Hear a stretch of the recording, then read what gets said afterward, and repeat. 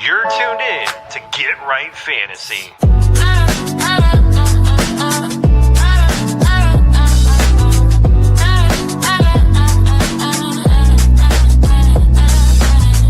Hey everybody, Adam Rank here. What's up, friends? Daniel Dopp here from the Fantasy Focused Football Podcast over on ESPN. It's Fabs here, Michael Fabiano from Sports Illustrated. You know who you can trust if you've got some questions about your fantasy squad? Want to check out a cool show on YouTube that'll help you get ready for the fantasy football season? Check out the Get Right Fantasy Network. Check out the Get Right Fantasy Network. If you are not subscribed, what are you waiting for? You want to lose your league? Head on over to YouTube. Check out the Get Right Fantasy Network because they're doing everything they can to make you a better fantasy player. You got to get right with the Get Right Fantasy Network.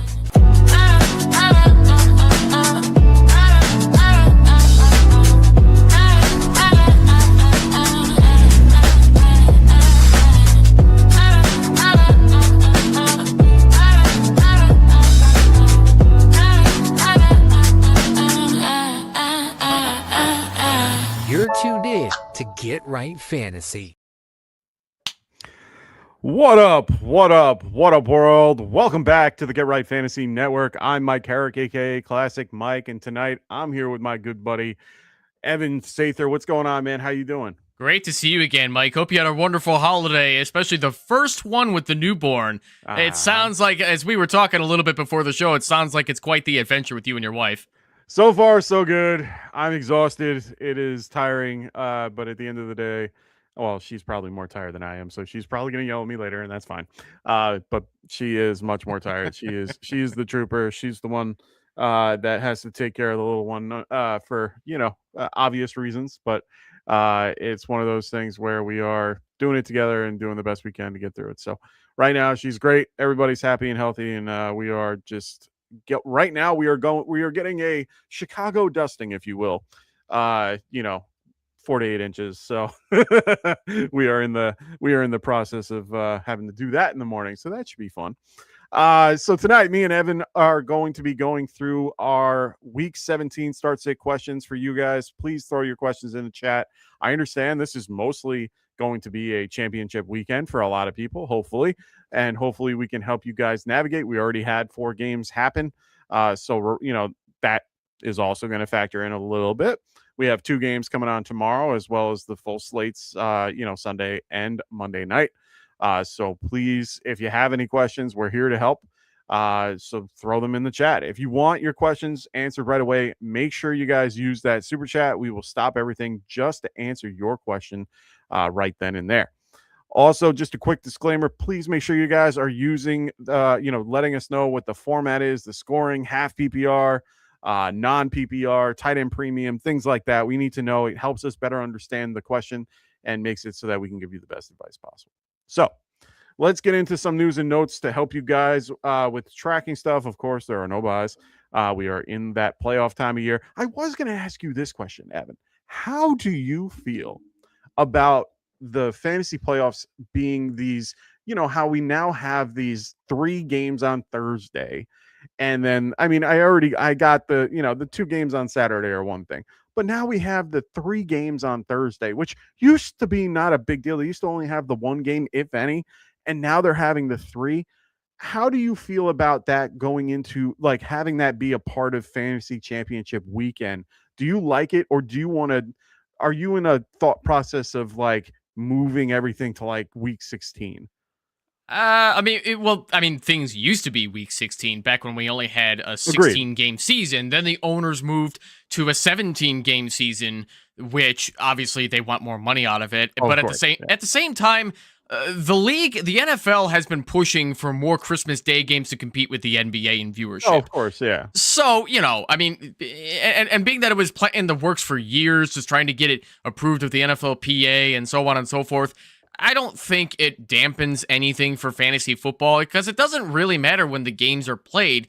You just have to start the right players and hope for the best. It doesn't change the what's the word I'm looking for? It doesn't change the foundation of the game that we play.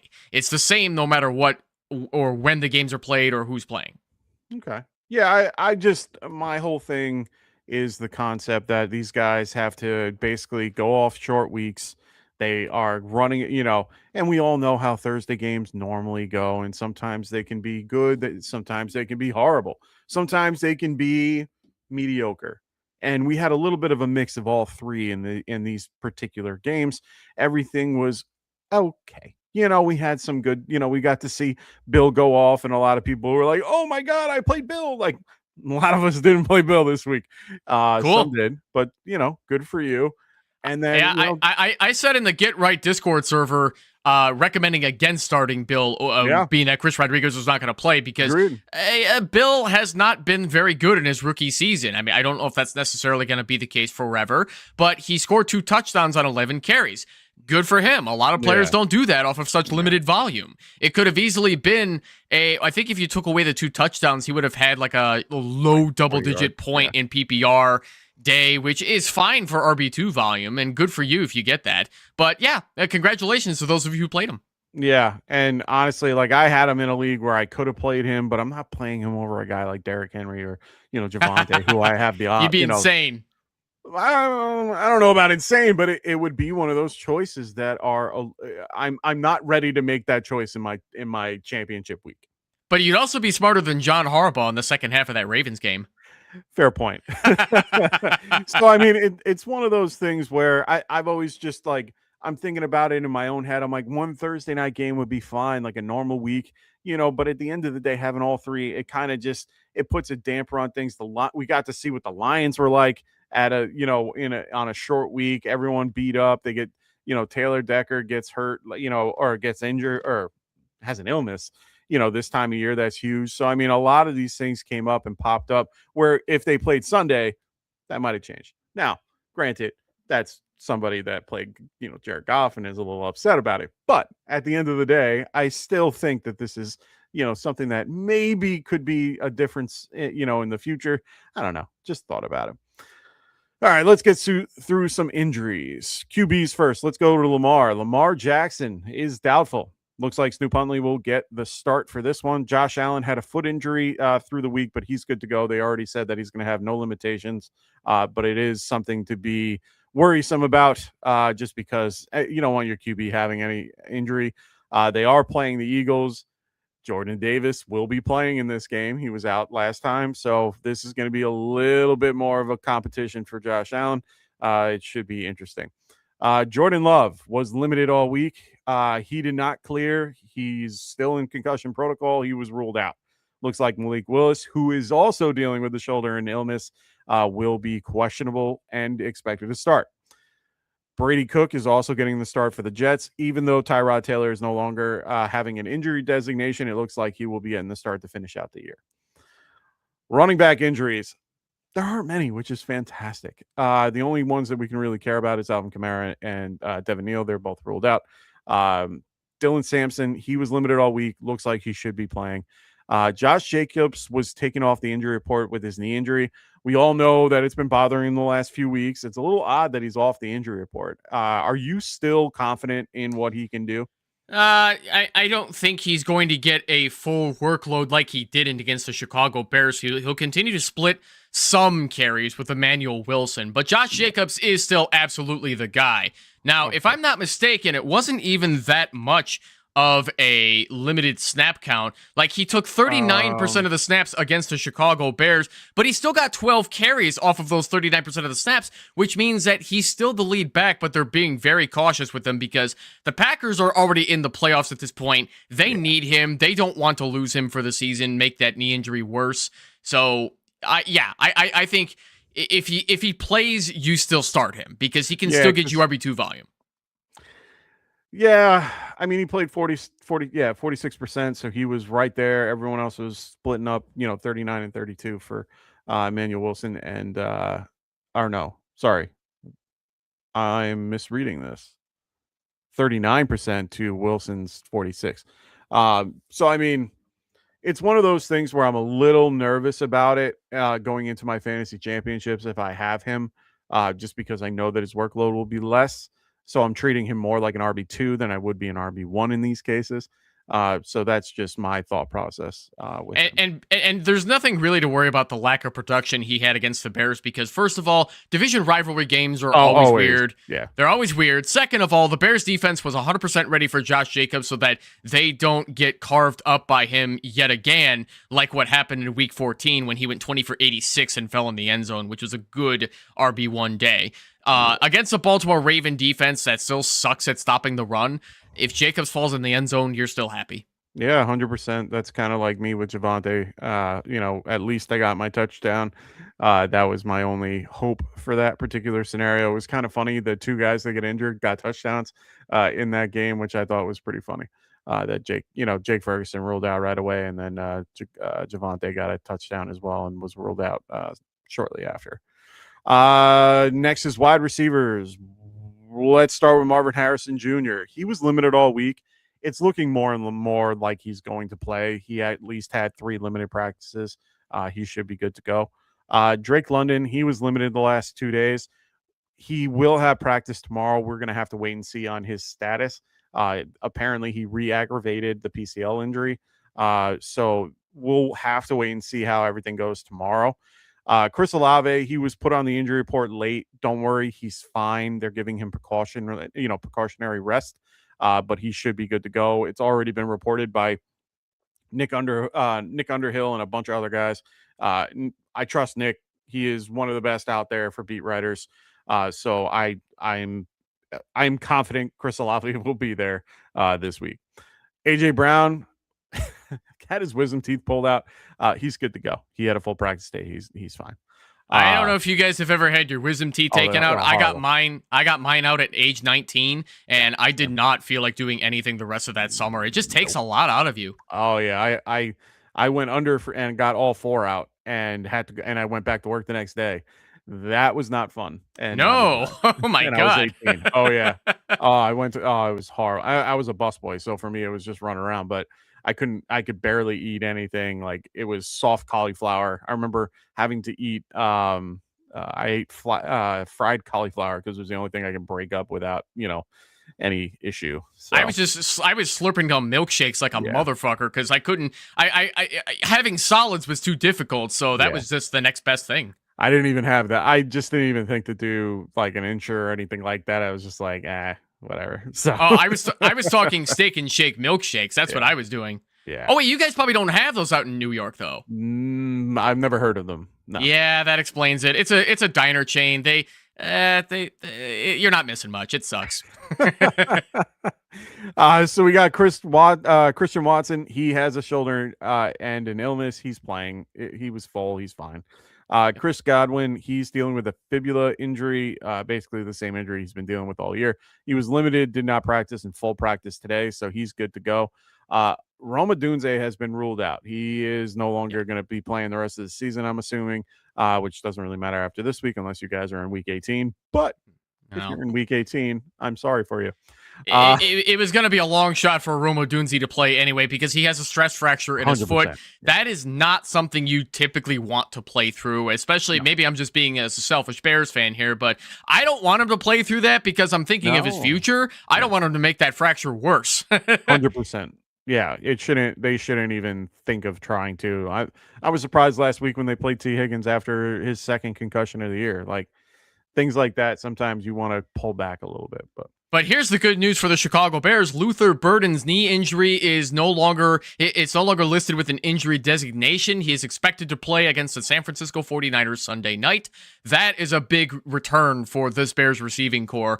And don't get me wrong, I love Ja'Day Walker, but we drafted Luther Burden for a reason. Yeah.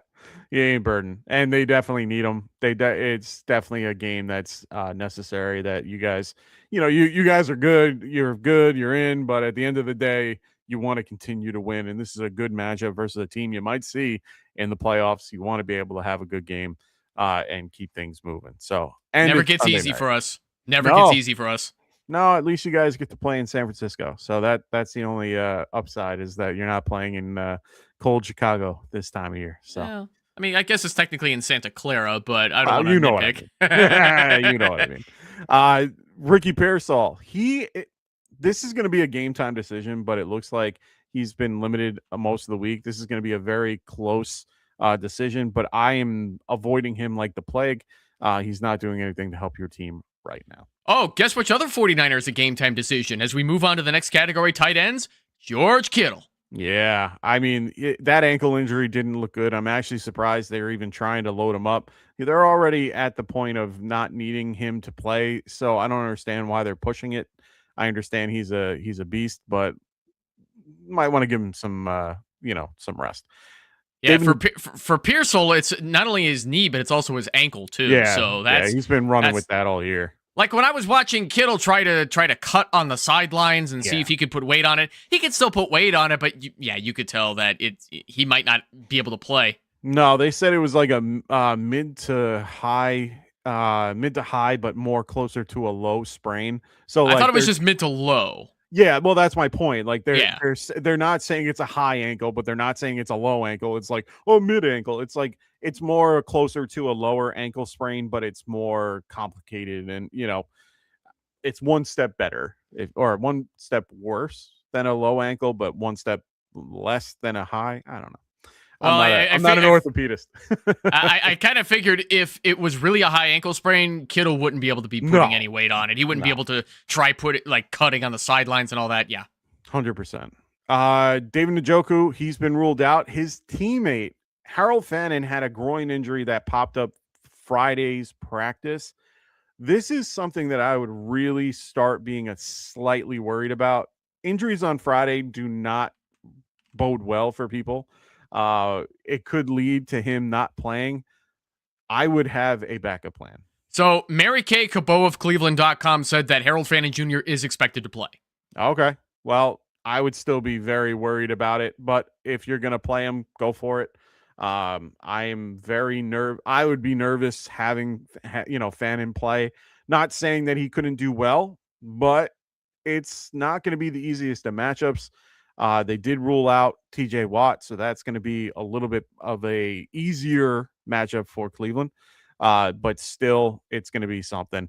I have a weird inkling that Myles Garrett will be getting his sack in this particular game to get him over the hump of the single season record, just because I feel like Aaron Rodgers is just going to go, sack me, and just fall like Brett Favre did to Michael Strahan. So that doesn't sound like something Rodgers would do, as much as I hate him. We'll see. We got Dalton Kincaid. He's been dealing with a knee injury. He did not practice, was limited, and then he's listed as questionable. Be careful with that. He should be good to go, but I would just be very careful with Dalton Kincaid. Kyle Pitts was limited. I think he's going to be fine. There wasn't any, designation that, stated that he's not going to play or unsure. I think they were just limiting his reps. I mean, he's been the lead receiver for the last few weeks. I think that might be the same knee he's had a problem with for like pretty much his whole career. I'm wondering how this guy still even plays football, the Kyle Pitts. Yeah. Who knows? Right now, he's fine. But check back on Sunday morning when I can tell you if he's active or inactive on Sunday morning with me at 8:00. Never mind. He plays on Monday night, so I won't be able to help you there. Well, I'll try to help you there. Maybe they'll give you some type of indication at that point. All right, boys and girls, let's get into your questions. We got Rides. What's going on? Rides Chambers.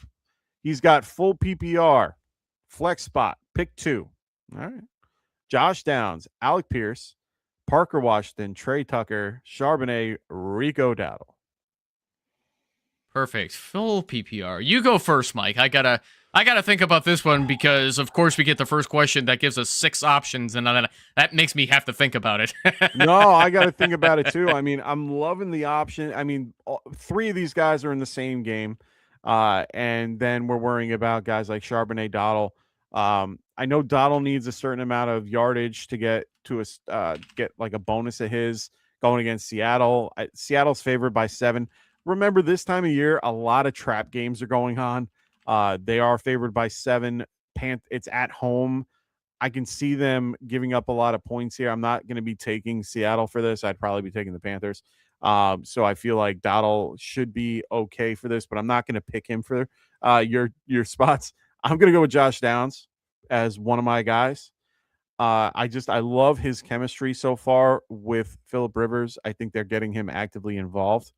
I don't want to test that Jacksonville secondary. But I don't have any other better choice. Like, there's no better choices other than Charbonnet, and you have to hope and pray he falls in the end zone. That's true. So I like Downs for the amount of usage that they gave him last week, and maybe Charbonnet for the touchdown. But I'm not taking Trey Tucker. Trey Tucker's out of the equation. Parker Washington, I'm not too sold on yet. I do love what Trevor Lawrence is doing, so it's hard to not be a part of that. My gut is telling me Downs and Washington as the two guys. Yep, I will respectfully disagree. I'm going to go Rico Dowdle and Parker Washington.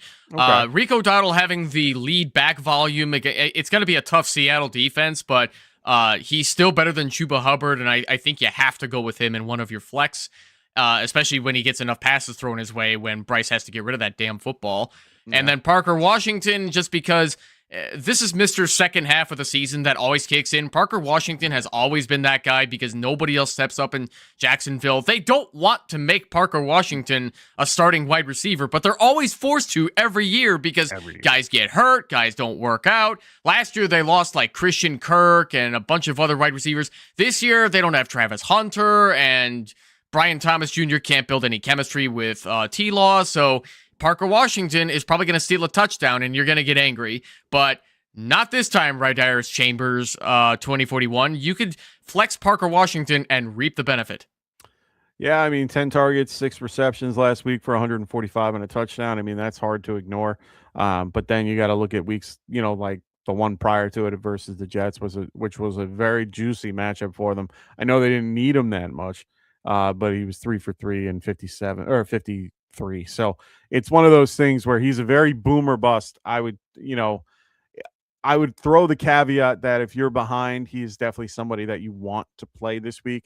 If you are kind of already ahead, I would maybe lean a different way with Parker. I would maybe go with someone a little bit more steady, like Downs or Charbonnet instead of Parker.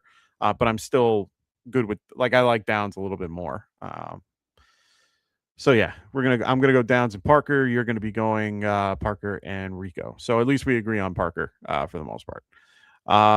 Let's move on to Rafi Bomb. What's up, Rafi? How you doing, brother? He goes, why do fantasy gods hate me with some of these injuries? I'm telling you, man, I get it. I don't know. Like, I'm facing a guy this week that had DK Metcalf, Brock Bowers, and also Harold Fanning. So it's one of those things where he had all those guys in his starting lineup, and now he's got to have to make adjustments in one way or another. So it's going to be interesting. I forgot to even mention this. So I apologize, Evan, because I wanted to talk about this. Another guy that's going to be out this week is Max Crosby. Little concerning, especially since they told him that he won't play this week, and he wants to play. What are your thoughts on this? I was going to save that for Rafi's second comment, but that's already gotten ruined, so we might as well talk about him right now. Oh, my bad. First of all, Rafi Bomb, welcome to my Dynasty team. Every single year, a lot of my key guys go down, and then my starters don't come through. So that I've had my Dynasty League now this is the 6th season, and I've never done better than 3rd. I already took 6th place just out of just that kind of nonsense. It happens. Sometimes the right decisions don't necessarily need to wins. Now, getting back to Max Crosby here. So it was reported by Jay Glazer of Fox today that Raiders told Max Crosby they want to shut him down for the final 2 games of the season. Crosby has been playing through injuries most of the year. He vehemently disagreed, left the building, and now people like Jay Glazer are wondering, what does this mean for Max Crosby's future with the Raiders? Does he get traded? Does he remain with the Raiders? If any defensive player in Crosby's level out of all those players, which also includes Myles Garrett, Brian Burns, I think Max Crosby is the most likely to end up finding somewhere to get traded. I think I think he's getting sick of playing for the Raiders, especially with how badly they're losing a lot of these games. And hey, Max, if you happen to be listening, please come to the Bears. We would love you here. Hey, man, I'll take you on the Giants, man. I think any team would be lucky to have a guy like Max Crosby. You already have Brian Burns, though. That's fine. I'll take more. We need more pass rushers. At this point, it's one of those things where, like I'm looking at, like you said, two guys with great sack seasons wasted on shitty teams. I mean, honestly, that's what it is. I don't understand it. Never have. I don't get it at all. All three guys are on shitty teams. But at the end of the day, he is somebody that it just doesn't make any sense. You paid the guy a ridiculous amount of money, and he is one of your, top franchise guys. Just let the guy play. Like, who cares about tanking? Who cares about like right now? It's all about like, oh, we want to get the 101. Okay, so then just don't play. Just don't show up. Don't just. I know it's a home game. Just don't come out on the field, right? Like, I don't know if that necessarily counts as an L that helps your draft capital. Right. Though. I need to read the rule book on that one. I wonder if they forfeit. Yeah, like if you forfeit, do you end up winning? I don't know. It's one of those things where it's just like, if you're gonna just do that, it's then why play the game?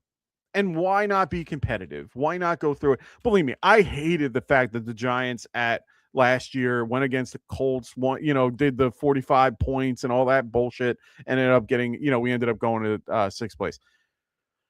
At the end of the day, they still played, and they still were competitive. That made me happy. So from what I'm briefly reading, if a team refuses to take the field, like if the Raiders refuse to do so, the commissioner, Roger Goodell, could see that as something that hurts the product and make them forfeit draft picks if that were to take place. Oh, 100%. So there would be discipline. Yeah. Oh, 100%. And honestly, I don't think I've ever seen it before. I think maybe during, do I want to say that, was it during the Kaepernick era that happened? Where like a team refused and they ended up playing anyway. I don't remember. Anyway, my whole point is that could they? Yeah, but they're not. They're going to come out on the field. They're going to just play their third string guys. It's going to be a preseason game for them to kind of get an idea of what their talent is on the field. So I get it. Like, that's fine, but that's better than nothing. That's better than just saying, don't come today. No, I want to play. I'm healthy. You guys can't see it on the mobile. Healthy enough to be able to play. Let them. Mike, I've been seeing a lot more teams in spite of the big contracts they're paying a lot of these players. Tua Tagovailoa is another one where he's in a big, like $50-some million per year contract. Yeah. They benched him anyway. He's probably done as a Miami Dolphin, but we need to see what the Dolphins can do with him. Or if Kyler Murray too, like he's in the middle of a massive contract. Yeah. So there's a lot of these players that are being benched, and they're probably not. These stars are probably not going to be returning to their respective teams. Max Crosby is owed $35 million next year and then $29 million in 2027. That's a lot of money on the table if he does not play for the Raiders. We'll have to see what these teams do. Yeah.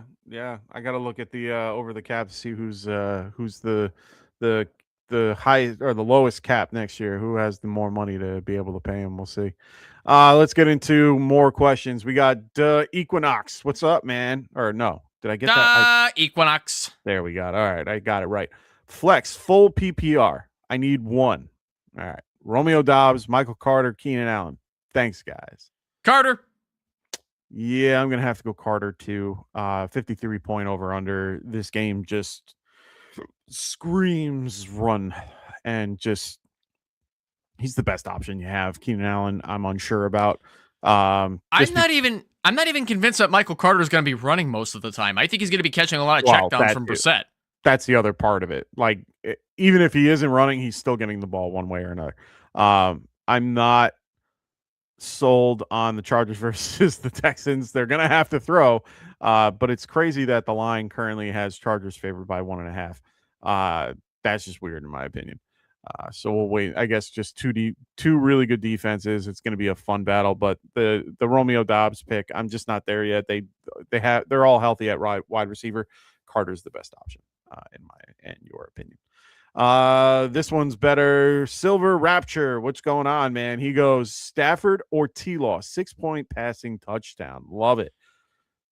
I think this is a fantastic question because they are back-to-back in rankings this week. They're both top 10 quarterbacks. Yep. The consensus on Fantasy Pros has T-Law at number 5 and Stafford at 6 in PPR. 6-point touchdown. I mean, I don't care if it's 6 or 4. T-Law is barely ahead of Stafford, but honestly, though, Silver Rapture, flip a coin. I don't think you can go wrong with either one because Atlanta can't stop the pass and the Colts can't stop the pass anymore, even with Sauce Gardner out there. I really don't think you can go wrong with either. Oh, I agree. 110%. If it's me making the decision, I'm looking at the defensive game here. Atlanta is slightly better defensively.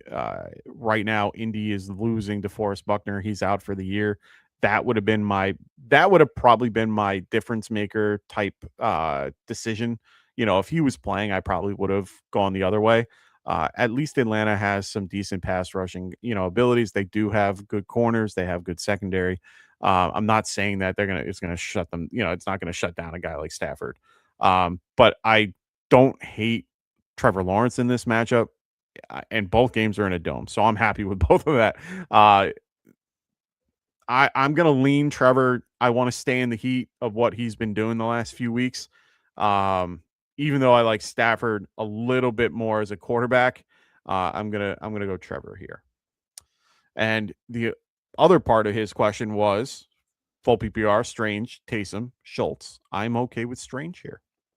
Please do not play Taysom Hill, guys. He's not a dependable option at tight end, or I don't know. I don't even know if he still qualifies as a quarterback in most platforms anymore. But even then, stop taking Taysom Hill seriously. He's not a dependable option. He's a Swiss Army knife of a player who's really good at a lot of things in football, but he's great at none of them. Sometimes he happens to fall in the end zone and he deceives you into thinking he's a valuable option. No, don't buy this bullshit. It's just, it is what it is.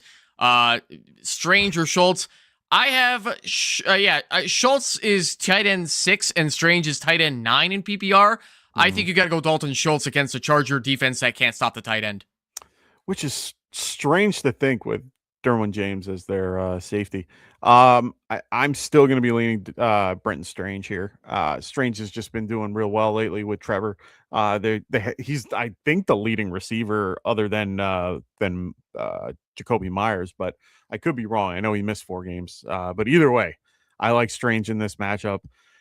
I don't hate Taysom Hill like Evan does. I'm a big fan of him. I'm more of a fan than I'm a person that's willing to play him today. There's a difference. There's a difference. I like Taysom. Taysom Hill to me is the definition of football. And I know that seems like an odd thing to say, but if you've ever gotten a chance to watch Taysom play and watch him be able to get the ball and how he runs and how he does everything, he is something to watch. He is something that you just look at him and you're like, oh my God, he is the definition of football. And he just makes me happy every time I watch him play. I'm not even a Saints fan. Speaking of tight ends, can I discuss you with some of these lower rankings for tight ends this week? Once you get below tight end 12, Tyler, and the consensus for Fantasy Pros, Tyler Warren is at 12, and then it's Taysom Hill 13, Colby Parkinson 14, Darren Waller 15, Travis Kelce 16. That's how much the Chiefs have fallen off. Oh, well, yeah, and the fact that he really hasn't done anything. Like, I wasn't a fan. I would have had him way lower just because of the QB that he had and all that. I think AJ Barner is way, way too low on the list for these guys. And he's at 17. That's my point. Like, he's too low. Like, it kind of really irks me that he's that low. He should be in the top 10 in one way or another. Dallas Goedert should be moving up a little bit. Colby Parkinson should be relatively right on the verge of tight end 1, but not there. Dalton Kincaid being at 21 is just makes no sense to me. Little things like that. But I digress. Let's go to oh my god, I'm gonna butcher it. Avid. Yeah, try to help me out here. I'll give it a shot. Arav Aji D4X. There we go. If you're listening, Arav, please let us know if we got that right. Yeah. I definitely want to know because I am horrible with anything unless it's like John or Bill. So play Hampton tomorrow. I have Jalen Warren and Hendo. Also, 2 wide receivers between London, Evans, Wilson, and Devontae. So for me, I'm playing Jalen Warren and Hampton. I am not playing Henderson. I'm not playing Travion. I don't think he plays. I don't think he's playing either, but even then, like, you're not going to play Ramondre Stevenson over both Jalen Warren or Marion Hampton. I would much rather play those guys. Even Hampton against a tough Houston run defense, I would still rather play Hampton over Ramondre Stevenson, who, Ramondre is playing against a horrible Jets defense, but it's an AFC East rival game. I don't trust these rival games anymore, man. No, you're right on that. I'm still playing him in some spots that I have to, like that I have him in, but I'm not playing him over a guy like Warren, even though this is a tough matchup. Both Hampton and Warren are tough matchups. It's one of those scenarios where I get it. You're playing Cleveland. You're playing the Chargers, you're playing the Texans. Both are very good against the run. I'm still going to stick with Hampton. You can pick either Hampton or Warren. So for me, I might actually lean Warren over Hampton. I have Warren over Hampton as well. Yeah, I think I would do Warren over Hampton, just because I like the matchup a little bit better. And the point totals aren't really there for me, but I'm still going to go with it. They're both low. They're both 39 or 34.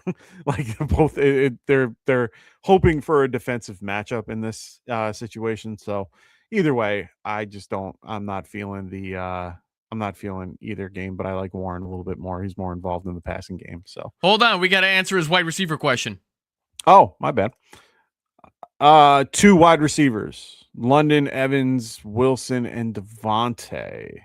So unless you're completely new to the game, if there's Mike Evans out there, you're starting him. You are never benching Mike Evans. I don't care how hurt he is. He's playing through it, and he's going to be dependable for Baker. Mike Evans is consensus at wide receiver 9 this week, and Drake London is wide receiver 10 for PPR formats. I am not playing Michael Wilson or Devontae Smith over either one of them. I am playing Evans. I am going to play. It's hard for me to play London, though. I'm very nervous that he does, because I don't think he plays. I think if anything, and if he plays, he's going to be limited. He's been limited all week. He re-aggravated the PCL, so he had 2 limited practices so far. I just feel Evans is a lock for me. If I had to go between Wilson and Devontae, I would probably lean Devontae just a smidge. Nope, Michael Wilson. I'm going to go Michael Wilson. I love the 52 point over under, means more points. They're not favored since he's favored by 7. I love the narrative where they're going to have to throw it, which he'll be involved. So I'm going to go Mike Wilson there. I can't wait for that game because it's going to be a crazy shootout. I have a hard time believing any defense will matter in this game. No, honestly, I'm playing Brissett over Herbert in one of my championships because I see this game as being one of those types of games, like a big shootout type scenario. I don't want to deal with the Herbert versus one of the best defensive lines in the league going against his worst offensive line in the league. You want to hear something similarly wild? I am in the Football Guys Bowl, which is the gigantic tournament. Shout out Football Guys if you're listening. Love Football Guys. I have Tyler Shugg over Justin Herbert in a championship week. I kind of hate myself for it. I picked up Shuck because Herbert got hurt with his non-throwing hand, and I needed somebody on standby, and I just didn't get around to dropping the other guy. This might accidentally be a good idea in this case with the big benches that we have in this league. Normally I hate holding 2 quarterbacks, but anyway. Can't go wrong there. Aravaji, if we said your name right, I hope that helps. Best of luck. Yeah, best of luck to everybody this coming weekend. I know this is a big week for all. That's why we're trying to help you guys out. So Silver Rapture, he goes Hendy or Michael Wilson. For me, it's Michael Wilson because I don't think Henderson plays. Well, Travion Henderson is probably not playing. Yeah, so you got to go Michael. Yeah, that's simple enough, Silver Rapture. Go Michael Wilson. Bam. Problem solved. I mean, you can check in on Sunday just because we'll have the actives and inactives for you and, give you a better idea. If he is playing, I am still not going to play him. I'd probably still play Michael Wilson in my, just for my opinion. Rafi goes, does this mean that pass rushers are overrated? Obviously, teams paying money for high-end guys are losing and losing big. No, it's they want both to kind of gel together, if you will. If they need to put more into their offense, of course, but guys like Myles Garrett, guys like guys like Max Crosby. I'm not going to put Brian Burns in this conversation just yet because he's not up there. But guys like Crosby and guys like Garrett, they're iconic in the concept of who they are as people, and it's worth paying them an extra dollar to keep them around because of their particular their locker room, their vets. They have a good presence about them. So for them, yes, it's worth it. Yeah, no, pass rushers are most definitely not overrated just because some of the top ones are on really bad football teams. Yeah, if we go by sacks so far this season, yeah, you got Myles Garrett and you got Brian Burns in the top two, Cleveland Browns and New York Giants respectively. Mike, not saying anything you don't already know, but the Giants suck. So do the Browns. It just happens. But then when you keep going down the list, you have Aiden Hutchinson, Danielle Hunter. I'm gonna butcher this guy's name. Tuli Peluto. Oh, Peluto, yeah. Yep. Great for the Chargers. And then you got Nick Bonito, who has been amazing for the Broncos. Oh, yeah. And then Micah Parsons, before his ACL tear, was tied with Nick Bonito for sacks. So, no, yeah, you definitely want to pay your pass rushers because they are game changers, even if your team sucks. Yeah, and you want to make it's a way to help build you down the line. You just got they just need to structure contracts accordingly so that they can add to it because you want to be able to have as many people as you want those elite guys. You don't want to let them go if you can. Yeah. Dr. Ken, what's up, brother? He goes, I've got Kittle in 2 leagues and projected to lose. Oh, I'm so sorry. Should I push to wire and pivot to I always get his name wrong. Tongas. If I have to, or would you rather go ahead and pivot to Juwan, Loveland, Parkinson, and even risk Hill? I would go with Juwan Johnson. If anything, they've been having a good relationship. Parkinson's probably number 2 for me, and then Hill, and then Loveland. I'm similar, but I have Colston Loveland at tight end 8. So I think that he could eat against San Francisco, but Juwan Johnson actually among the consensus is tight end 4. He's ahead of Kittle, if you can believe it. If Juwan Johnson is out there, Dr. Ken, go get him. I've been saying go get Juwan Johnson all season long, and it seems like nobody wants to believe me, man, because he's been a key contributor to that horrible Saints offense. Go get Juwan Johnson and start him. Yeah, he is my consensus number 1 for you to pick up. Like I said, Juwan, I would go Parkinson Loveland, or Parkinson Hill Loveland. I'm a little bit lower on him just because of the concept that you're getting a Luther Burden back. So it's just one extra rung on the ladder that, has to be involved in this passing offense. So for me, there's just a lot of cooks in that kitchen when it comes to the Bears. So adding more just kind of pulls back a little bit for them, even though they are involved. Parkinson is just involved a little bit more because of Adams being out. So they need a little bit more help. And then Hill being Hill, but I think Hill takes a backseat to Juwan. Yeah. And regarding Jake Tongas, you don't need to. When you throw the ball in his direction, he's okay. If he falls in the end zone, you're thrilled. But he's no George Kittle. I think years ago, the fantasy footballers had a Rule 85 where anybody that filled in for Kittle, you started. But this is not that same 49ers team anymore. It is not that simple. Jake Tongas was never the most reliable option that he needed to fall in the end zone to matter. I like Dwelly. I think Dwelly was good, and that's why they used that Rule 45 for a minute, or Rule 85 for a minute. Tudge is okay. I'm not there yet. And going against the Bears, who actually have a decent secondary, and with Kyle Gordon actually playing well in Bertzker, can really shut him down if need be. Dude, you brought up Ross Dwelly. I forgot about that guy. I had to look him up just now. He was on the Lions, and I didn't even know it. Yeah, he's on the Lions now. Yeah, they were using him. Well, not anymore. They released him 2 weeks ago. Oh, okay. I was gonna say they did use him in a game. I remember seeing a catch, and I was like, yeah. But I'm going Juwan Johnson here for sure. Altube, what's going on, man? He goes start 2 full PPR. All right, Ladd, Tracy, and Monungai. Ooh. Man, these flex questions always throw me off. I always need a little time to think about it. Well, Tracy's a lock for me. I'm not. He's the lead back going against the Raiders. Raiders suck. I'm gonna stick with Tracy. It's between Ladd and Monungai for me. And it's tough that the Chargers defense scares the living shit out of me. Or Texans defense scares the living shit out of me, especially for a guy like Ladd. He's going to be going against Petrie or somebody else in the slot. I'm going Monungai. Yeah, I'm not. Monungai needs to fall in the end zone to really matter the most. He's a platoon back that splits with DeAndre Swift. And yeah, he's been damn good running angry on the ground like a Rutgers running back does. But I don't want to play him over Ladd McConkey or Tyrone Tracy, who actually is the lead back in New York. So the New York Football Giants are giving him the lion's share of the snaps. And 15 carries in against the Commanders, 16 carries against the Vikings. I think he's a must start in. You're starting too. I don't know where you're starting these people, but. And get Ladd McConkey in there too.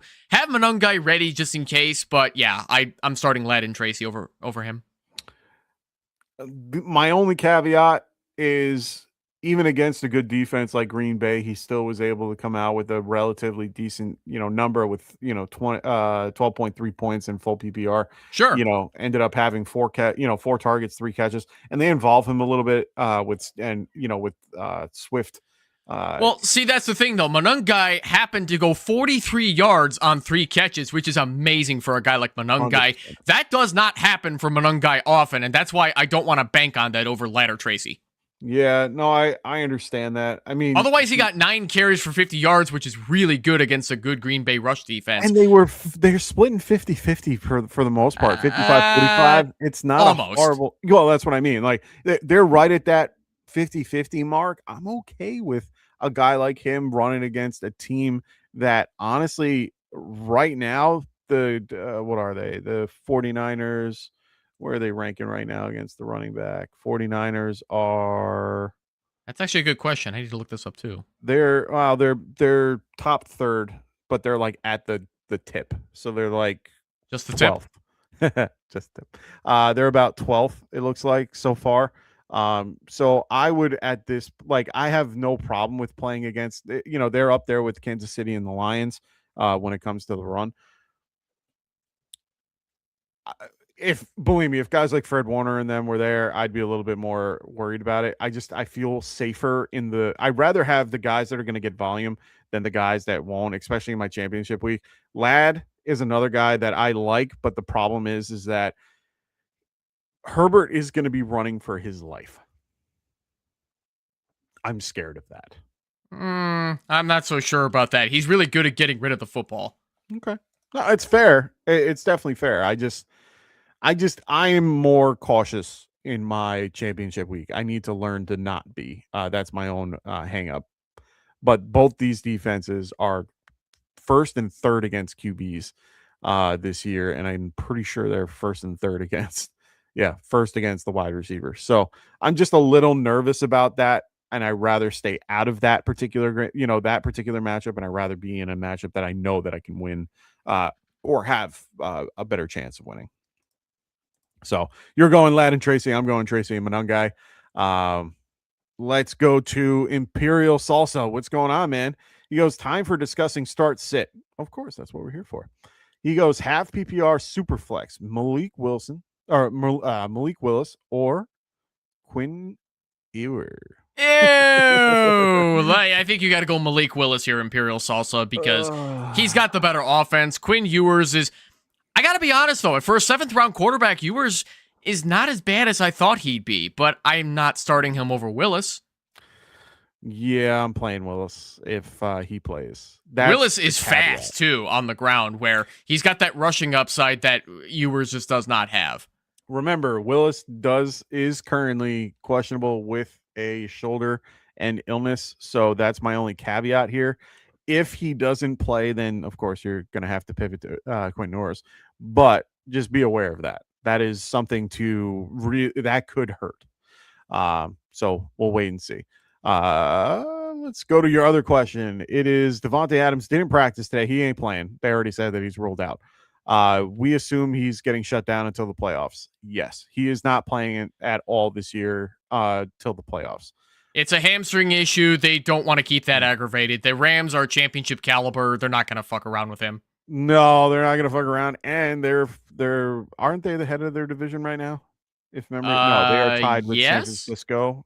Where are they? What does the NFC West look like? I know. I have the schedule, but I don't have the. Seahawks. Yeah, they're tied with the Niners, but the Seahawks are just one game ahead. The NFC West is crazy, and then you have the Cardinals. That's right, but they're still in. They're just not. They're in the wild card. They're just not. They're in the playoffs either way. Anyway, no chance he gets the green light to play. No, he is not playing this week in one way or another. They already ruled him out. He's gone. He's not playing this week. Lee 86 Thunder, what's going on, man? Great to have you here. He goes, Malik Willis is dropping 24 points tomorrow. Book it. Well, technically he wrote poinies, and I'm guessing he meant ponies. 24 ponies. What do those ponies do to Malik Willis? Come on. It's week 17, folks. I got to make these bad jokes. Well, Sniper agrees. Sniper Mel says he agrees with Willis' take, and thank you. But I think he was answering his question that's below. Wesley Name, what's going on? 2622.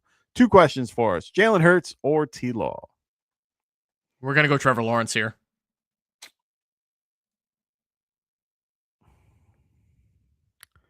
Yeah, I'm going Trevor Lawrence. Hurts is still top 10, but he's not higher than Hurts. Lawrence, rather. Sorry. Yeah, I'm not there. I can't do it. I can't do it. I don't think there's a world that I can do it. Number 2, Brees or Swift?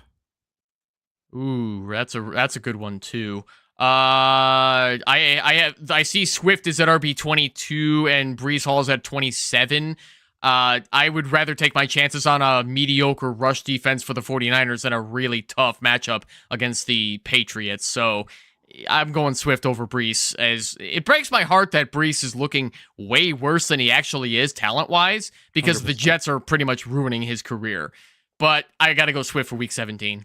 Yeah, I'm going to have to lean the same way as well for the same reasons. I mean, Patriots are number 2 against the running back this year, and I just don't want to mess with it. Like you said, divisional matchups are a little screwy, and it's a little bit tougher of a decision. Swift, on the other hand, can handle himself. He's been doing well all year, even if he's getting 50% of the run. I know Brees is getting probably 70 or more, but at the end of the day, he's getting like 12 for 30. It's just not. It's not the same. Doesn't that Patriots-Jets game feel like a big trap game for fantasy purposes?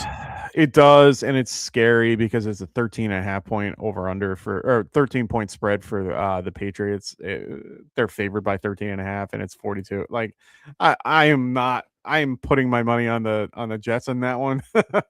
I'm just not willing to go down that road if I have to. Yeah, because how do we know the Patriots aren't going to put in their backups and make the game way closer than it should be? Yeah. I mean, Patriots already won it. They don't have to do anything. Jets are just... They can rest their starters if they want. If they want. We'll see. Sniper Mel goes, hi, y'all. What's up, bro?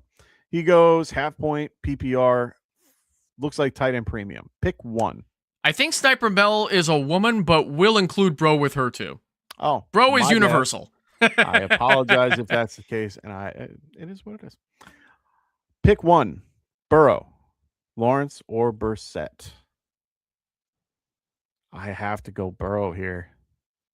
I can't see a reason to ever bench Burrow, especially in a juicy matchup against the Arizona Cardinals that can't even stop a nosebleed. Yeah. Joe Burrow is pretty much universal QB1 this week. Yeah. I like Burrow right now. Lawrence would be a close second, and Brissett right after that. Picking 2 out of this, we're going Goddard, Barner, Loveland, and Parkinson. I think Goddard is a lock for both of us. I think the other question mark would be the next guy. I'm going to go Barner. I like Barner in this matchup. So Goddard and Loveland, because I actually have Loveland a little higher than Goddard. No, fair enough. I just like Barner in the way that they've been using him as of late. They get him a lot more involved. He's involved on the goal line. They involve him a lot in the red zone. I like what Barner's been doing all year. But the problem with him, he's a boomer bust guy. He can give you 0. He can give you 20. So just be aware of that aspect. Loveland is definitely safer. He is definitely the better of the choices when it comes to consistency. Parkinson is probably right after that. I just like Barner a little bit more out of these 3. It's more of a feeling than actual analysis, if you will. Yeah, I mean, the problem with AJ Barner is that he has to fall into the end zone to maximize his true potential. He does get his targets, but he doesn't really get anywhere after the catch. He's mostly a short yardage possession guy. So I can't trust Barner over Loveland or Goddard for that reason, because Loveland will catch it deep and get somewhere after the catch. No, you're not wrong. I'm just, I don't know. I have this feeling. It's just a feeling. Mel, even though you're a Packers fan, happy to help. We don't discriminate here. Let's go to Dr. Ken. He goes, DSTs are fun. He goes, Steelers, Rams, Jags, or Chargers. Some rankings seem to have Steelers at the top, but the catch is that if the Ravens lose, some think Steelers may not be trying too hard this week. And that's something you have to think about. Oh, of course. That's why we're here there, Mel. I don't buy that. I think you have to play the Steelers. You know, I don't disagree. I like the Steelers in this matchup. It's the lowest over-under, which is a huge deal when you're picking DST. And I like the matchup versus Chador. I mean, it's just a better matchup. I don't mind the Jags one either. I think the Jags one is a little bit interesting as well. They do have a good pass rush. They have a good defense. They have a good secondary. Going against the line that's a little beat up, going against an older Phillip Rivers. They're fast. They're good. They're quick. They're strong. I like the Jags a little bit in this matchup, but not a ton. I'm not like, I mean, I know that the Jaguars are basically number 4 in DST, but I mean, they don't really make a lot of plays. I mean, sometimes they might get a sack. Once in a blue moon, they'll get a forced fumble recovery. They don't get a ton of interceptions. They don't make a lot of plays, which is why I can't put the Jaguars higher than the Steelers. Fair enough. Yeah. I would be more inclined to play the Steelers if TJ Watt was playing. That's my only hang up for them. Yeah, I hear you. Yeah. They've been playing okay without him. Yeah. So, I mean, it's hard to not play the Steelers. Rams, I'm just not going to play in this matchup, even though I'm actually, you know what? The Rams might not be a bad option versus Kirk Cousins. Well, I mean, the Rams I have at DST 10, just ahead of Jacksonville DST 11. So, but I still want to play the Steelers because, I mean, it's the fucking Browns, man. Come on. Yeah, I was going to say the over-under is the only thing that's keeping me from changing anything at this point, just because they have the game at 49.5 for the Falcons and Rams. My only caveat to that, like I said, it's Kirk Cousins. It's a bad line versus a good line. Rams are just so good on defense. It's hard to ignore. But yeah, I think you have it in the right order though, for sure. I think it's strange that Vegas has that game with Pittsburgh at -3. They must not have a lot of confidence in that offense, because I don't see how the Steelers win more by less than 2 scores. Like, even if it's by only like 10 points, I still think they do that. Yeah, I mean, and usually the funny part, when they do these, the Browns usually would be getting a favor by 3. So the fact that they're on the other side of it, it means that it's how bad they truly are. So yeah, I'm not a big like, and especially without Junkins and a couple other guys on their line are beat up. Yeah, go with the Steelers. Let's go with Black 26 baby. What's up, Hmm. man? Is Josh Jacobs startable? I can flex Devontae instead. You can start Josh Jacobs, but I'm not starting him over Devontae if we're talking about a flex spot. Yeah, if it's a flex spot, I'd probably be playing Devontae over Josh Jacobs. Right now, let me just double check my math, but I'm pretty sure. Pretty sure. What are they? Well, Buffalo's like middle or high mid. They're like I said before, they're the tips of the third. So they're like about 12th right now against wide receivers, which isn't horrible. Right now, AJ Brown a little beat up. And you know what? I think I changed my mind. I think I'm still going Josh Jacobs just because that Baltimore defense is just ass. Yeah. All that talent and their ass. I think if Jacobs plays, you got to start him. I think so too, and he's off the injury report, so he's going to be playing. And right now they're mid tier when it comes against the running back. Yeah, I think I'm going to go Jacobs over Devontae. You're going to see a 50% or like a third maybe. That's the hard part with Jacobs. It looks like they are trying to rotate everybody in and out to give him a little bit of a break. The thing that sucked was not seeing him in on 2-minute drills and passing situations. So he's strictly a runner. So it's a little bit nerve wracking, but if he's healthy and they know injury, he didn't have an injury tag this week, he might be a better startable option this week than he was last week. Maybe they got a little bit of a break and, he's able to play a little bit better now. But like Evan said, this is a crappy Ravens defense that has been hard to stop. And, at this point, I can't see you playing. Yeah, I can't see it. Devontae I like, but not that much. So yeah. Elena Blitz, what's going on? How you doing? We got kicker question.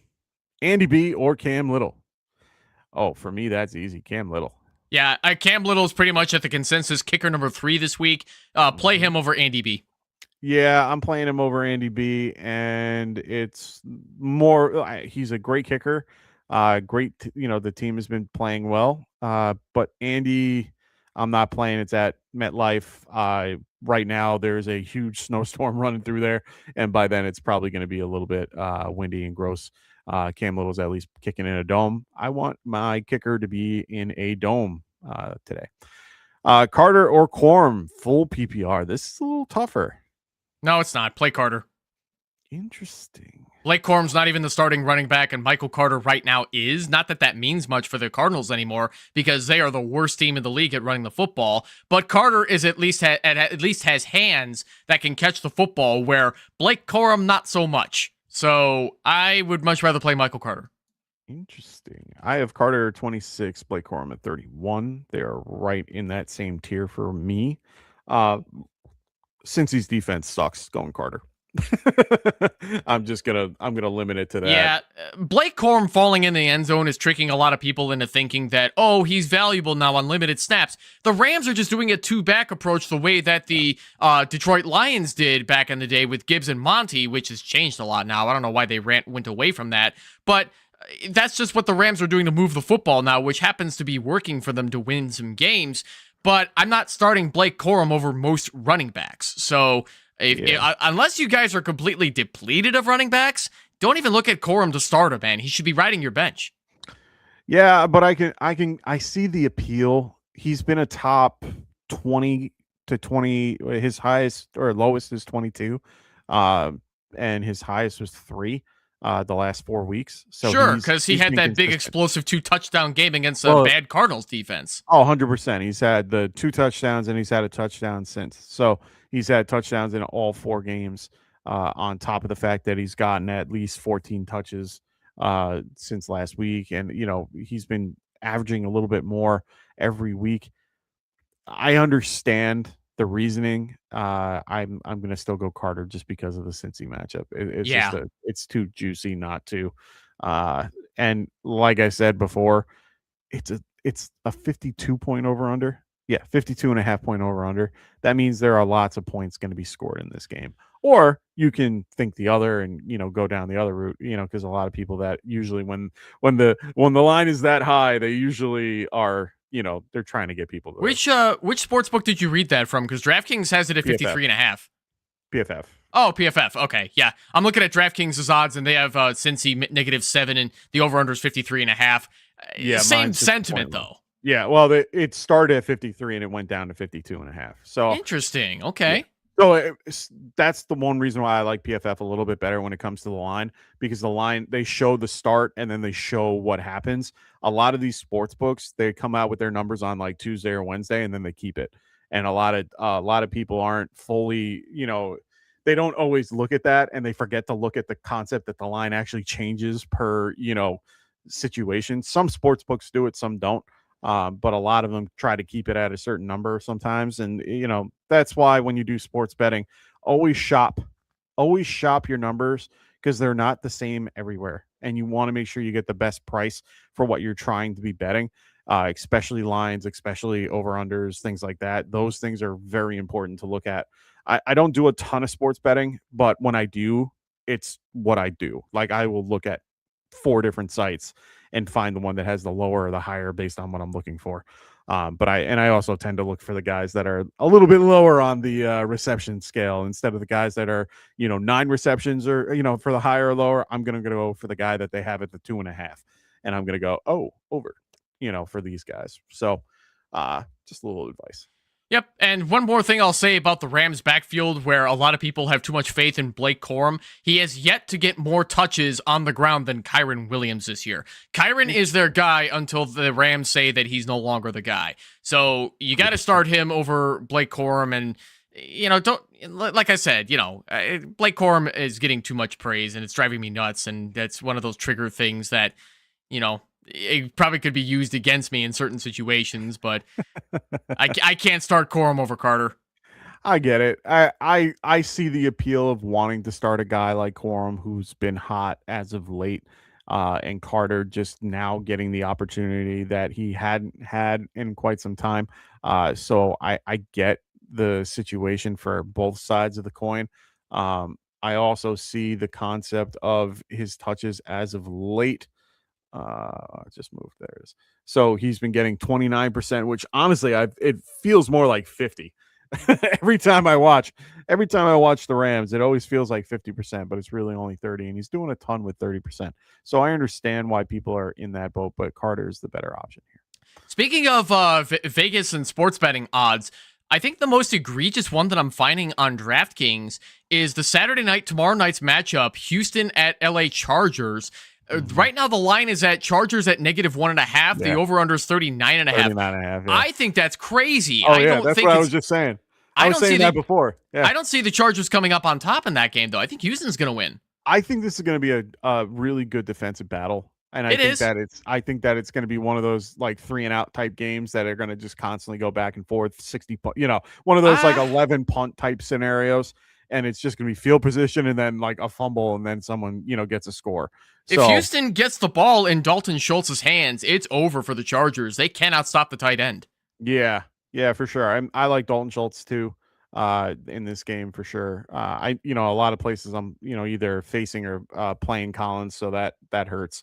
But we'll wait and see how that goes. Woody Marks will play in this game. I know he didn't play last week. He will be playing in this week. He is rested and good to go.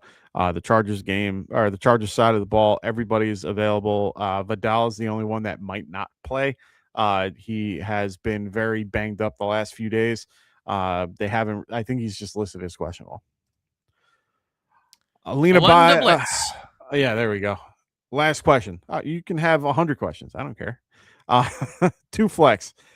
Let's go with DJ Moore, Brian Thomas Jr., Pollard, or Slayton. Oh, gross. I think a lock for both of us is DJ Moore. Yes, easily. Yeah. I think the harder option here, and it's full PPR, I think I'm going to go Pollard. That's something I need to think about, because the rest of these options, I'm thinking Brian Thomas Jr., but with the way that he struggled to connect with T-Law all season. Like, that's difficult for me to be sure about that. Not in my championship. Yeah. So Brian Thomas Jr. in flex rankings is at a consensus 59.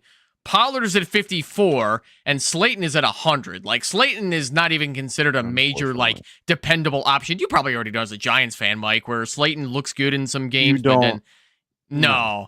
You can't. He's a boomer bust guy that can, unfortunately, he can go for 2 for 100 yards, or he can go for nothing. So I would avoid it. Yeah. So in this case, I think I'm going to go Tony Pollard here. Yeah. Tony Pollard's a safer option for sure. He's definitely a solid option, to say the least. And Saints are kind of in that 20 range when it comes to stopping the run. So I am pretty good with playing Pollard. He is good when he needs to be. He's a flex option, as you're looking for. DJ Moore is just a solid option with everybody out. While with Rome out, he's a lot better of an option moving forward. And to be fair, this week is a good matchup for him to do well. Funny thing, not so funny thing about Tony Pollard, though. He's had 3 games in a row where he's had over 100 rushing yards on the ground. I do not see that streak snapping against this bad Saints defense. Yeah, no, I think he continues on and gets a touchdown or 2. Giants or Eagles? I loved playing the Giants defense last week, but I don't think I'm as confident this week. They're favored by 2.5 over under 41.5. Yeah, I hear you. But in this case, I think you got to go.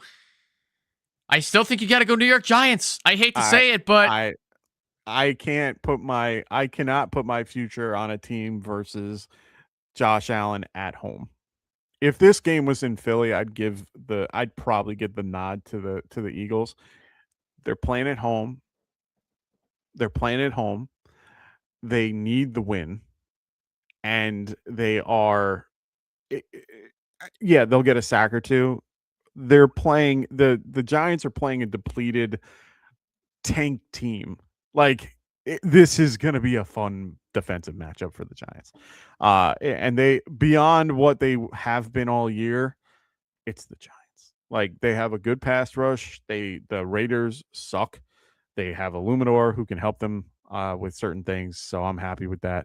Yeah, go Giants. You're fine. Dr. Ken goes, I made the wrong call with Kenneth Walker last week. Can I confidently make him my RB2 this week and fear his boom bust play and pivot to, or fear his boom bust play, go with Carter, Woody, or Sampson? No, I am sticking with Ken Walker.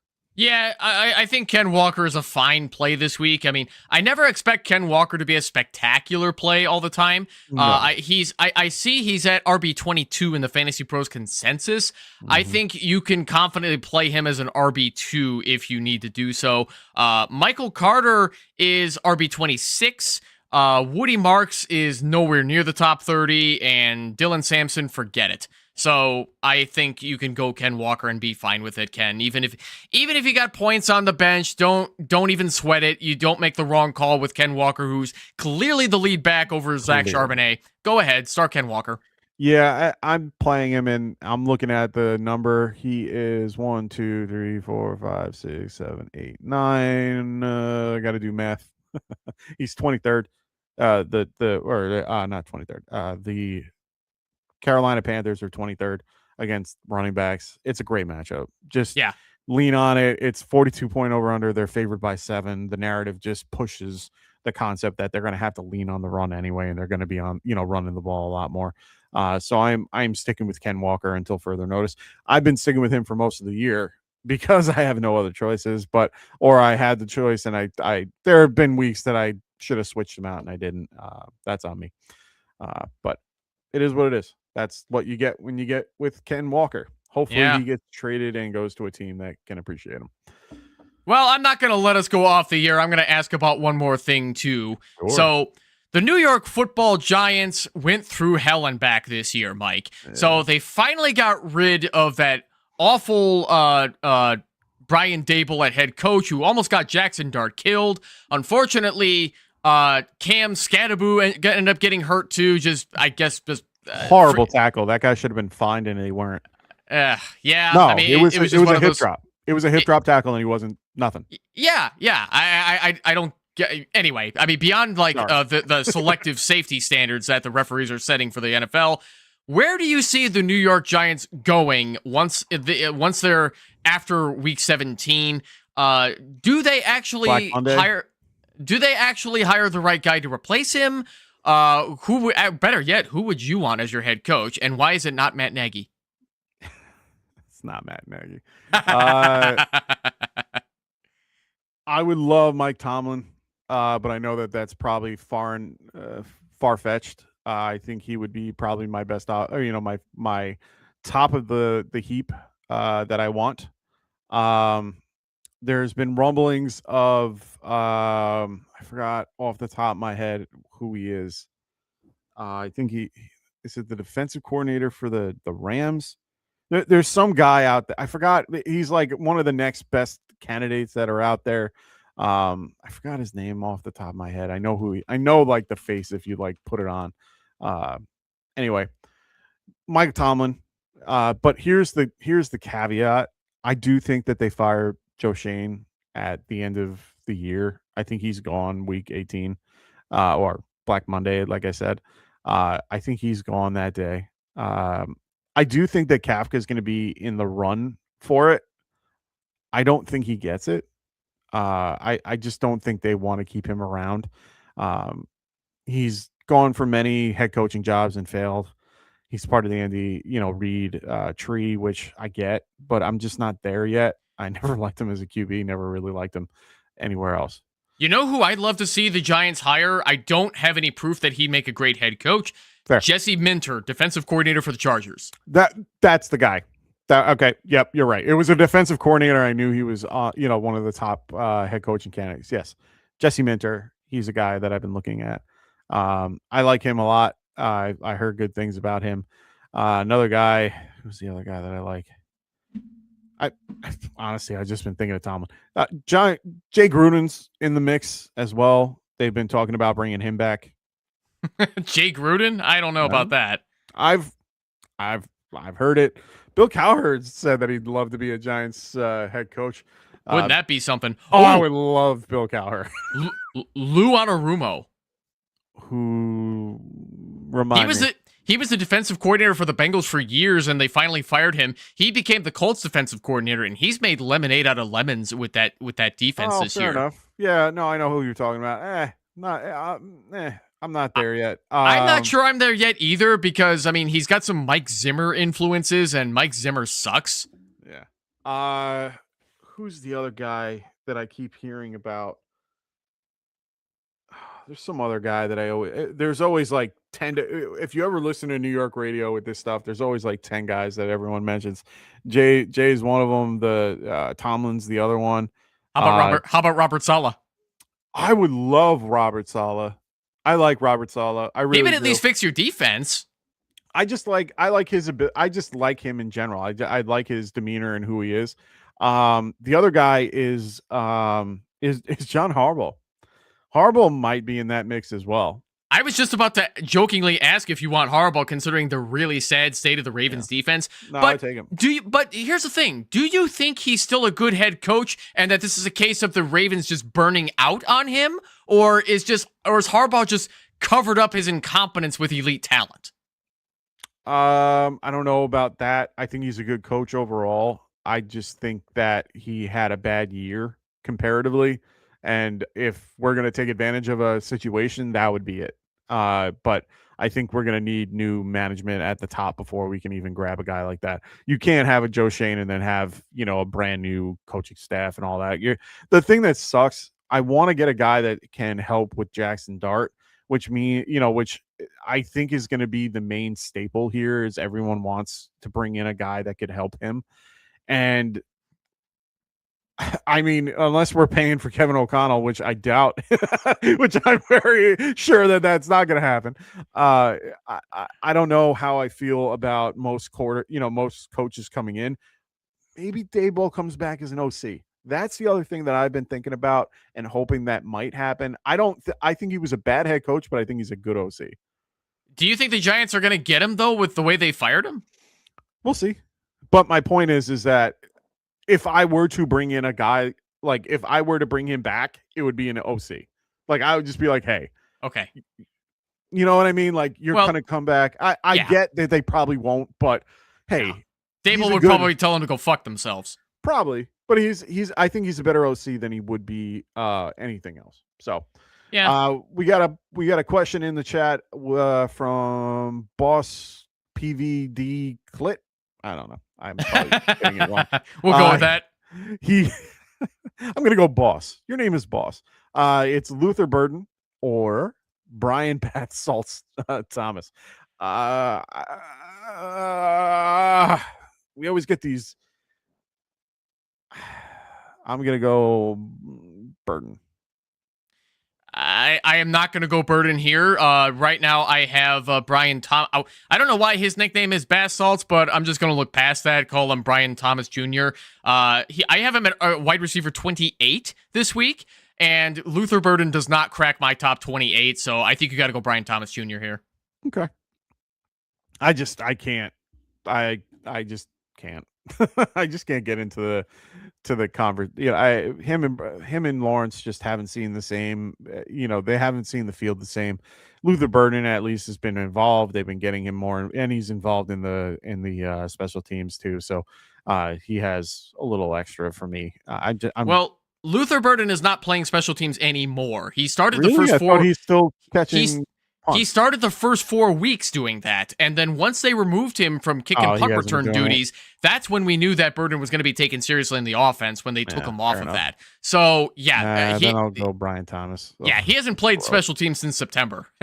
He's the third in the pecking order. That's why I don't. Actually, more like fourth because ETN probably has it. So that's why it's like all these guys, like these both guys are roughly in that same pecking order. Brian Thomas Jr., I guess, is a better. I don't know. They need Mac Jones. They need Mac Jones back to make him better. Don't they ever? Trade him to the team that has Mac Jones. Dr. Ken, he goes, appreciate everything this season, guys. Of course, that's what we're here for, man.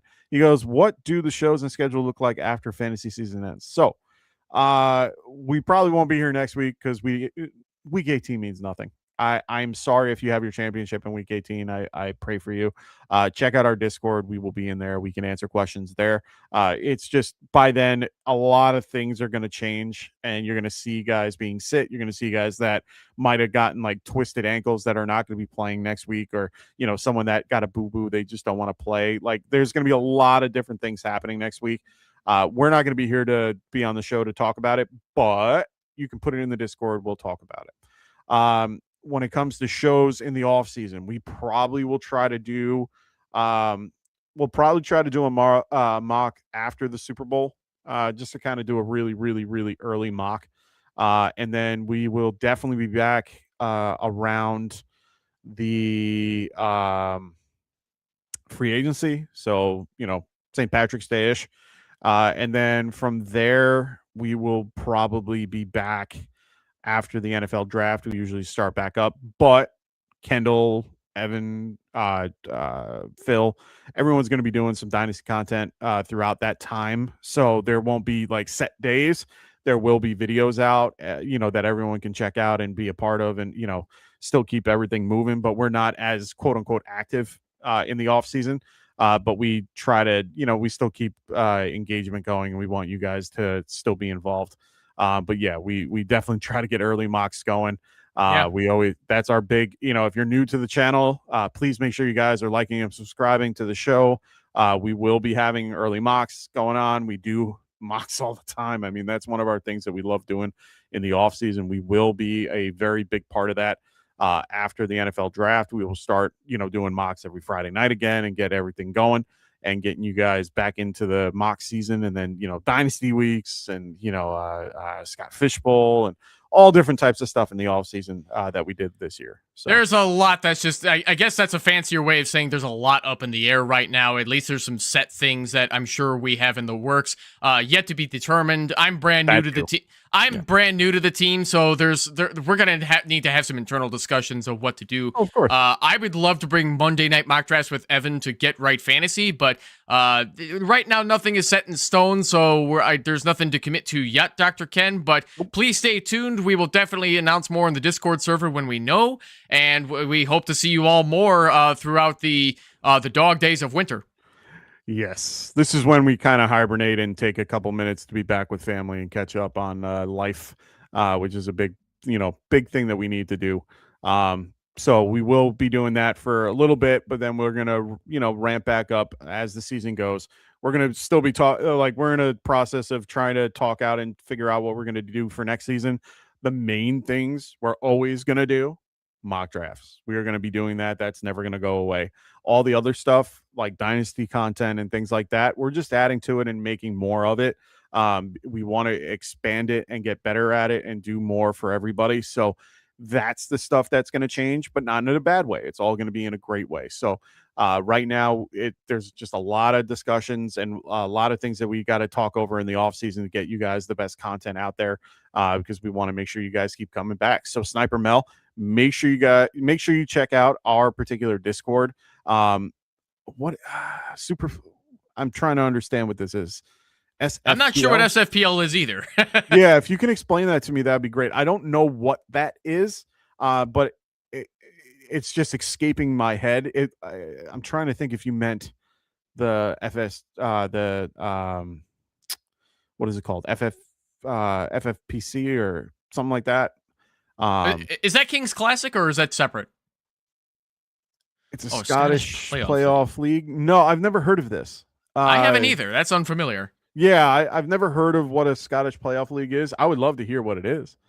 We are not against other types of formatting and all types of stuff like that. So definitely would love to hear more. But yeah, definitely check us out in the chat or in the Discord. Everything is below in the description. So definitely check that out. But yeah, I would love to learn what Scottish playoff leagues are. That would be cool. I know Phil and Tycoon love their English Premier League and stuff like that. So there's definitely some soccer talk. We don't care. Sports, we love sports, but fantasy football is kind of the big thing. I mean, the one thing I'm doing the off season myself, I'm doing a historical baseball league. It's pretty interesting. We drafted our teams already, but you pretty much pick a player from a year that you like, and then the team runs like a sim, and you run 162 sims, and it's, who's the best out of that, and you go to playoffs and stuff like that. It's pretty fun. My team is mostly Yankees and not by choice. It's just how it worked out. I was the 12th pick, and I always got 2 picks. So for me, I was always trying to get a pitcher and a position player. So yeah, I haven't done fantasy baseball in years, man. Like I did. Oh no. That's the best part. I'm not setting rosters. I'm not like setting a daily thing. I just give my guy all my lineups. I can't stand fantasy baseball. I can't do it. I just can't. It just requires so much more work because you're not setting weekly lineups. But yeah, so Fantasy Cares, it'll be on their website. Yeah, I'm kind of new to being in Fantasy Cares leagues, especially Scott Fishbowl. I'm brand new to it this year. Mike, how many years have you done Scott Fishbowl? I've been doing it the last 5 years, 6 years. I've been doing, I'm at, and if I try to be a part of the the New York City Live every year. I've been a part of it pretty much since the Scott Fishbowl 12, I think it is. So I've been doing 12, 13, 14, and 15. Yep. So 4 years, 5 years, something like that. Oh, no, yep. I did 1 year not live. So I did 1 year with not live, but still, I love doing the live events. Scott Fish is great. Oh, I got to meet him at the expo, got to meet all the other guys that are a part of that. So yeah, Sniper Mel, love those guys. I get to hang out with Russ all the time, and because he comes to New York City for the live draft, which is nice, and I get to see all those guys. So it's a great group of guys. Ryan Hellman is one of the best out there that runs that particular thing every year, and really love those guys. So really can't wait to get a part of it this year and get more involved as we go. I think I won my satellite league, so hopefully I'm in next year. Yeah, and I did the Chicago live draft this year too. Assuming I get picked again for Scott Fishbowl 26, I will most definitely, Scott Fishbowl 16. I will most definitely plan on coming to the Chicago live draft wherever that's held as well. Yeah. This year, the one we had was super duper fun too. Yeah, we had There's two major banquet halls at Maggiano's in downtown Chicago, well, River North technically, and we had both of them, and we filled that whole room. It was fantastic. The beautiful wooden walls and unlimited appetizers and bar beverages. It was fantastic. Yeah, we had Legends in New York City over near the Empire State Building, and it was 2 floors, and we basically, we could fill both without a problem. Oh, nice! You got a golden ticket. That's fantastic. I love when people get those. I ended up, I won my chance last year from one of the live events. It was a silent auction, and I ended up winning it. But this year, I did not have that luxury. I unfortunately did not win our raffle for next year, but I did do the Scott Fish Bowl on Underdog Fantasy, as you see at the top. We are sponsored with them as well, so make sure you guys are using promo code Get Right, and we can, they will help you at checkout when you register. So make sure you guys check out. Oh yeah, I loved it, and honestly, it's always a great time. I always try to get in one way or another. I've done the races, I've done all types of shit to get in, and I've gotten in every time. And I just love the groups that I'm with. I love the people that I'm involved with. I always contribute every year, buy tons of shirts. I buy all the things that I can possibly buy from these things. I have a Scott Fish Bowl cup right here that I got to bring upstairs. So either way, like I am Scott Fished to the gills. Yeah. Sniper Mel says that Chicago one looked fun. Looked so much fun. All the events that these guys go. I mean, I want to go to the Vegas one year. Like that one looks like a lot of fun. I just can't afford it. But right now I love going into NYC and being able to, be a part of the New York Live one, and being a part with everybody that's there. We have so many great people that show up and really just love the league that I was a part of this year. They were just a great group of guys. I ended up winning that Taylor jersey in the back right there they did a raffle. Well, they did a bidding. Won it for a lot of money. A lot of money. The guy kept putting up the price, so it got up to $525. So worth it. LT signed jersey, I'll take it. It's the only jersey I have that it was the only one that I needed. I had this one already, but Bavaro is less known. All right. So for those that are new to the channel, make sure you guys check out our affiliate podcast as well, with Phil at the Extra Point and Kendall on the Fantasy Football Tavern. Also, make sure you guys there you go. Also, make sure you guys check out Evan on his channel as well at Barely Fantasy. Make sure you guys are liking and subscribing to all those channels. I am one subscriber away from 150. So look up Barely Fantasy on YouTube and hit subscribe. And I don't have a prize in mind, but I promise I'll love you forever, platonically. But make sure you guys check them out, like and subscribe to their shows as well. Also, like I said before, I just wanted to bring this up. We got the promo code Get Right. They do have some things going on. Went up to 5,000 times your money. Play 5, get 75. So make sure you guys are using promo code Get Right, and you will get that promo at checkout. Also, make sure you guys, it's the end of the year, and all these great things come to a culmination. And you know what? Your league might not have a trophy. You should go get one. And the best place to go, trophysmack.com. They have so many wonderful options. They have these customizable trophies right here. Love these. They can make it for your league. We have the belt as well. This is one of their best sellers. You can customize it to your league. Kirk Cousins chain right here. I love the Kirk Cousins chain. I think it's awesome. And then also you can customize a championship ring right there. Love it. We did it for our 1,000 subscriber giveaway. Made it our own. We gave this away a while back. They also have wonderful things like helmets. They have a banner that's out there now. I love the helmet idea. Ended up doing it in my league. Didn't buy that one, but I did something similar. But either way, check out trophysmack.com. Use promo code Get Right, and they will help you out at checkout. All right, Bill, appreciate you for joining us too. It's been a while since I've seen you in comments, and I remember Sniper Mel the most when I was interviewed on the sports affiliate. It was It was Zin Carla's show. I forgot the name of her nice. podcast. Yeah. I was on one of her episodes in April, and I love Carla. She has a great audience. I love her. Yeah, I met her at the expo as well. I met a few people at the expo, and she was one of them. So I do appreciate those people and getting them involved. She goes, I hope you guys enjoy the rest of the evening. I'll look forward to finding you on Discord, and good luck. Thanks. Really love having you guys a part of it. Johnson Lee, no problem. I'll answer your question. Rico or Stefan Diggs, standard lead. Ooh, standard. Classic. I'm always going to lead. It's probably Diggs. I think it's got to be Rico, despite the tougher matchup. Yeah. I just, who's going to get a touchdown? Probably Diggs. now that I've already recommended Rico, that's probably what's going to happen, right? Yeah, right. I don't know. I've done that too, and I hate that. I'm going to go Diggs. You're going to go Rico. We're split here. It's a tough matchup, and I'm taking the easier matchup and hoping that they're both a hope if they get a touchdown. Rico's safer, much safer for your championship. So I will say that. Sean Doyle, what's going on, man? He goes, yo, fellas, I have a few start sits. I'm a fire them off first. It's full PPR, Taysom Hill or Brenton Strange. We're both going to say Strange. He says he's rolling with Taysom right now because I went against Vikings D and Will Ricard. I would not be trying for upside at this point, Sean. I think you got to go safe floor here. Yeah, go with Brenton Strange. I think you're going to be fine. Dylan Sampson or Corum.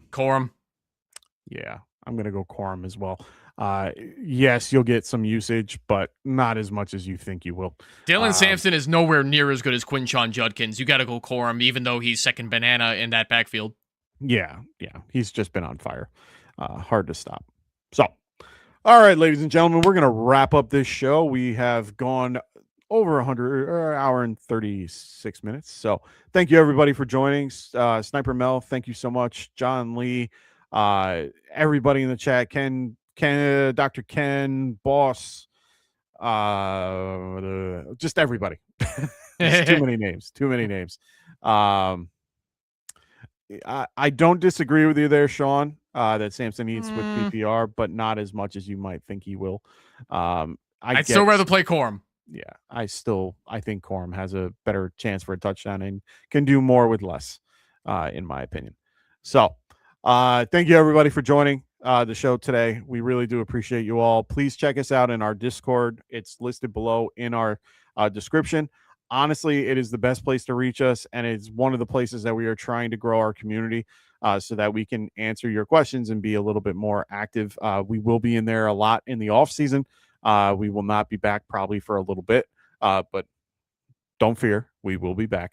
But make sure you guys check us out on the Discord, and we will be there to talk to you. So good luck to everybody in your Week 17 championship week. Evan, good luck to you and all your championship week. Well, I'm contending for third in one week, and then I'm eliminated from my other two. So at least I could go for third. There you go. Third in one of my leagues. It means I don't pay next year for fantasy. So for me, that's a win. Yeah. So, and it's $300. So for me, that's a huge win. But other leagues, I got two championships that I'm currently in that I'm trying to win. So hopefully I can get those wins this week. We'll see. So good luck to everybody, unless you're facing me. I'll see you guys. Well, we'll see you guys next time. Good luck to everybody. We'll see you all soon. Peace.